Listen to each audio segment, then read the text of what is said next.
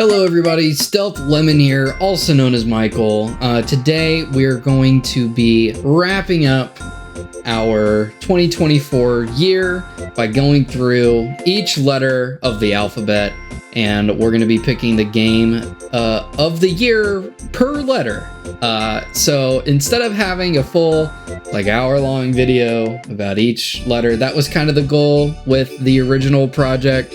I think that I still wanted to pay it homage, and this would be a pretty neat way to do it. So every day you're gonna get a little treat where I'll go through a couple of letters and I can just gotta talk about the games that I played this year that, you know, started with whatever letter we're on that particular day of the advent calendar. So it should be a lot of fun, and it should, you know, hopefully build some of your knowledge in terms of what games are good, because if you disagree, then that means that you like bad games.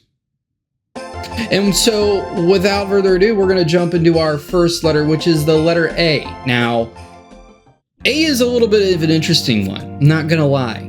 It seems that every good game that comes out happens to start the letter A. At least for me, I played like 6 games that started with the letter A. Even between me making the video and like today, there's been like 60 games where it's like, these are good. Like, I have to at least give them a shout out. So I think the way that I'm ultimately going to pick the winner is almost like a bang for your buck, the ability to capture, you know, my attention and just in general, innovation, like impact, like if a game like really sticks with you, you know, that's kind of the criteria that we're going to be going on. I'll talk about the gameplay and the features, if the multiplayer is good, things like that. So A had 6 different titles. Again, even between me making the A video, which was all like kind of historical stuff that I might have had for a while, and today. So that would be the Ace Attorney Investigations Collection.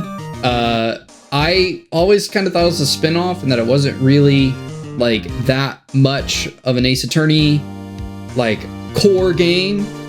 I played it and it plays more like a traditional game than I thought. So the different perspective is kind of weird, but ultimately like the bigger story, I only really got through the first one, and the second one's apparently better, but I can't imagine it like blowing me away to the point where like I'll probably still play it, but I'm not going to rush into anything. I'm saving myself. The next one would be like Ale and Tail Tavern. This is a lot like, what's it called?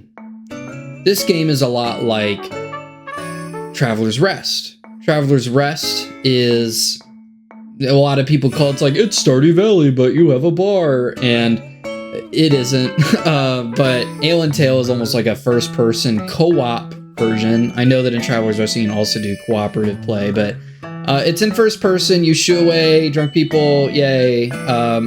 It's fine. Just to me, those kind of games seem like really grindy, in a way where the actual like grind doesn't make me feel like I'm actually really managing things very well. It's a tavern simulator, so you're literally running a tavern, but there's not really a whole lot to run or to like optimize or anything like that. It sounds kind of just like you have a bunch of fetch quests and you have to keep doing little tasks, which I mean, I get. It's mindless fun. It's kind of like a mindless fun game, and you get to play with your friends. I played a lot of it co-op, but it didn't really kind of crack the top spot for me. Arcade Paradise. Dude, this is a heavy hitter. And just in general, there are like compilation games that are very similar to Arcade Paradise, where the idea is that you have a laundromat, and then like kind of sneakily you have arcade games in the back, but you play the games, and like depending on how well you do in the games, like the arcade games, you get more people that want to actually like use it because you're like making it look cool or something like that. I don't know. But either way, I would say that it's definitely, when I first recorded this, this is like my 3rd time recording this. It was actually number 1. But then I was like, there are other compilation games that are better. There's some like touchy spots. The VR port had a couple of issues. I don't think it's really the developer's fault. It's just more that if you're playing it through Steam, there's some control things that you need to fix in order for you to actually get like the full experience, being able to like pull up the phone, which is a pretty core part. So it was kind of frustrating. It lost some points. Speaking of VR, a Medieval VR is a New Blood production. So like those are the people that made like Ultra Kill. They made a game like this, which it looks amazing. It looks like Quake in VR. I haven't played it a whole lot. If I had, maybe it would earn a spot. I'm gonna just assume that it's a very good VR FPS. So I'm looking forward to sinking my teeth into that one. In other news, I got a Steam Deck this year. So that meant that I could play Valve's, up until recently, their newest game called Aperture Desk Job, which is basically that you're a person and the tablet that is the Steam Deck is your like desk. And the whole like funny part of the game is that you like have to sit in the desk and you tinker with it by using the Steam Deck. And it's like, well, let's be honest, it's a tutorial. It's on how to use the Steam Deck. The Lab was another good one with the VR. So, you know, Valve, I think they're pretty good at making like tech demos. But that's really all it is. It literally takes you 30 minutes to beat it. And it has some Portal storyline, but it is probably not even canon. And it also, even then, like, it's the like 2 minutes of dialogue and nothing really happens. Animal Well is also a game that is very good and deserves to be on this list, but I forgot to talk about it. It's a good Metroidvania, but that's really about it, and it's not necessarily Game of the Year material, but it looks really good and it's very fun to play. I don't know if it's very replayable though. Okay, bye. Which takes us to our winner. This is a bit of a weird one, so brace yourself, all right? The winner is... It's Angerfoot. I'm not crazy. Now, I know that little charm looks horrible, but that's because the main character in this game incites a psychopath vibe to me. So I went ahead and made a little charm. I'm hoping to make more charms. I can't really guarantee it, unfortunately, but I hope to make a little ornament for each one, and that way at the end we'll be able to see them all on the top of the screen or all around the screen when, you know, we're talking about the game. But yes, Angerfoot. This one was really popular in Steam Next Fest, but then ultimately it kind of I felt like a lot of people really liked the demo, and then not a whole lot of people actually played it after the fact.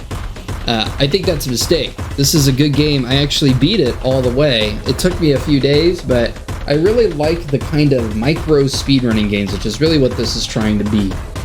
You play a level, you can beat it the stereotypical way, get to the end, but then they'll have these challenges where stars. And then you want the stars because the stars will give you shoes that are actually power-ups. And these power-ups are not insignificant. At first they almost seem like a gimmick, but then eventually it's like, oh, well, the kick person explodes, and then you have a quest that is to kill like 10 people with explosions. So it can sort of like fire off some different completionist energies, and I think that they're trying to get you to replay levels, and they're pretty replayable. I wouldn't say the game is like unforgiving, but it also is pretty difficult. You will be like slogging your way through some of the later levels.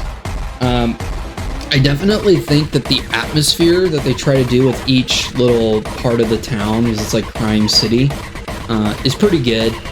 I unfortunately think that like the first one is the best one, so that's like the one you get into, because I like the open space of like having the rooftops, and then they have like snipers and whatnot. And then later on, it just kind of seemed like you were in hallways and hallways and hallways, and there wasn't really as much like outdoors. So there's some like, in terms of like the setting, like, it has some work to do. The graphics and like how it actually runs, it's kind of surprising. Like it almost feels like some sort of like Unreal. I think it's made in like Unreal, but honestly I would be surprised if it's like a Unity or something. There's like a lot of ragdolls and physics objects, and like in some missions in particular that can go about. Kicking people is fun, and I just think it's really creative. It's probably like a lesser version of Neon White, but I'm afraid of anime, so Angerfoot is. That's the A game of the year. Now moving on to our B game of the year. Now we're talking the big boys, right? This is a heavy hitter, and that would be Balatro. And if you don't know why Balatro is the winner, then I have great news for you. You are about to become addicted to one of the most best designed card games that has ever been made. Yeah, I said it. It can only be in a video game as well, with just all of the different things that you can build and stack, and it's a roguelike, and it's a deck builder. Like, are you kidding me? Like, those are some of the two best mechanics to me, is building a deck and then, you know, having like a roguelike runs type system where you can just kind of go ham. Now, I know that I had a lot of progress on my Steam Deck, and so the footage you're seeing is like when you first start out, because for whatever reason, my Steam Deck and my PC builds, or their save files rather, they've forever diverged. So unfortunately, I can't really show you like any of my Street Cred stuff. But regardless, I think that once you get it down, once you kind of start to get like, you figure out what arcane cards are, you figure out what tarot cards are, and figure out what some of the jokers do, there are some ideas and some really high moments, and there's just a whole lot to explore. It's really something that anyone could unpack. I think it's super replayable. My only gripe is that I think the runs can take a long time. I think that for me, it's a lot of thinking. I'm a big brain thinker, and I can't like think or like strategize for hours on end. I lose mental resources very quickly.